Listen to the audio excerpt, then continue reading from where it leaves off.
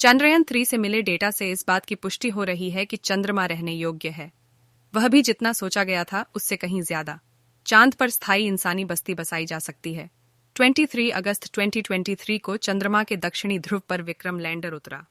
तब से लैंडर और रोवर दोनों आईएसआरओ को पर्याप्त डेटा भेज चुके हैं। अगर सारे डेटा को अलग थलग करके देखेंगे तो मामला समझने में मुश्किल होगी। फिर लोग कहने लगते हैं कि ये तो रॉकेट साइंस है, जबकि अगर सारे डेटा को एक साथ जोड़कर देखा जाए तो आपको पता चल जाएगा कि जितना सोचा गया था चांद उससे कहीं ज्यादा रहने लायक है।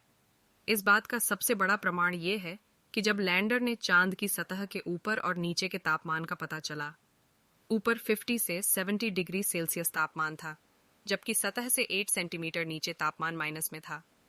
सिर्फ 3-4 इंच में ही इतना अंतर है, लेकिन इन दोनों तापमानों की बदौलत रहने लायक माहौल बनाया जा सकता है। विक्रम लैंडर ने सतह की जो जांच की, उससे यह पता चलता है कि सतह के नीचे सर्दी ज्यादा है, लेकिन इस बात के भी प्रमाण मिले हैं कि चांद की सतह सुपर इंसुलेटर है। कैसे, बताते हैं। असल में चांद की सतह का सबसे ऊपरी हिस्सा तीव्र इंसुलेशन के लिए जाना जाता है।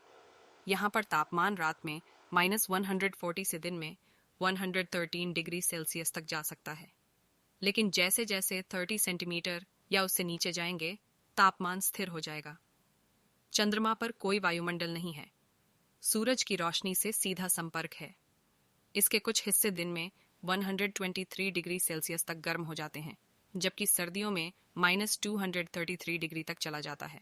यानी यहाँ पर इंसुलेशन की प्रक्रिया तेजी से होगी। धरती से इंसुलेशन वाली चीजें ले जाने की जरूरत नहीं है। विक्रम ने अभी पता किया है कि वहां पर कई ऐसे खनिज और धातु हैं जो ये काम पूरा कर देंगे। अगर इंसानों के रहने योग्य बस्ती बनानी है तो उसके अंदर का तापमान इन इंसुलेटर्स पदार्थों के जरिए संतुलित किया जा सकता है। यानी चांद पर बाहर बदलने वाले तापमान का असर बस्ती के अंदर रहने वाले इंसानों पर नहीं पड़ेगा। फिर वहां बनने वाले घरों के बाहर का मटेरियल ऐसा होगा जो सूरज की रोशनी को रिफ्लेक्ट कर दे।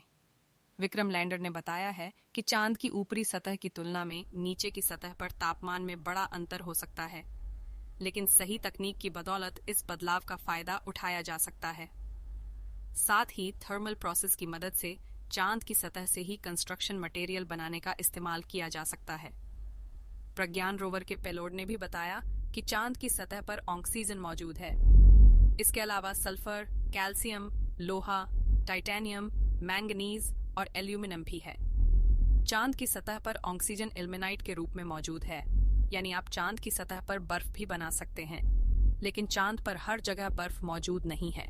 इल्मेनाइट को रेड्यूस करके सांस लेने लायक ऑक्सीजन निकाला जा सकता है। लैंडर और रोवर से मिले डेटा से इस बात की पुष्टि होती है कि चंद्रमा पर एक दिन इंसानी बस्ती बसाई जा सकती है।